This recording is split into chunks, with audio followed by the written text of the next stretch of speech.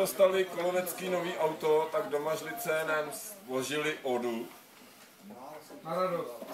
Takže my na to, že do Mažlice, i když o rok později dostali také nové auto, tak jsme jim složili taky písničku.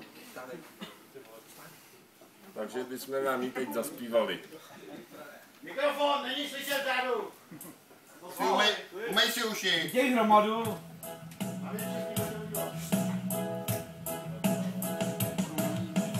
Dva roky se hádali a od profíku sypali, pan autobusák rázně zavelel. Formanami foli máme do teráte, se podíváme na pořádný auto vyberem. Když motor vyburácí, když se mi potácí, ho rychle probere. Metr 20 měří čau, nová Tatra, to je ta auta každému žene. Doma řiští dobrovolní, doma novou Tatru mají, doma řiští dobrovolní, Tatrou kohni uhánějí, doma řiští dobrovolní, starou Lízu už nechtějí, doma řiští dobrovolní. Jsou teď spokojení.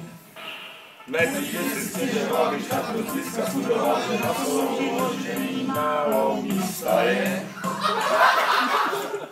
Za Tatrou jsem sliboval, když poličku si vysouval, že papíry to snadno vypíše. Tomáš už je odbrať celý, jemu je to kdo vůbec vítá, soudě rychle dostane. Mezi vámi vyskočí, dejka koták si nasadí, a snímku na netu pak je. Doma řiští dobrovolní, doma novou Tatru mají, doma řiští dobrovolní, Tatrou kohni uhánějí, doma řiští dobrovolní, starou Lízu už nechtějí, doma řiští dobrovolní.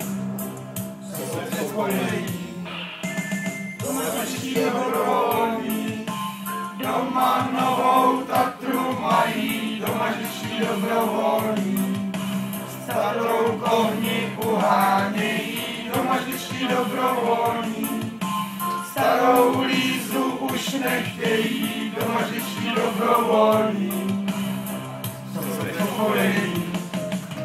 Doma řiští dobrovolní, doma novou Tatru mají, doma řiští dobrovolní, s Tatrou kohni uhánějí, doma řiští dobrovolní, starou Lízu už nechtějí,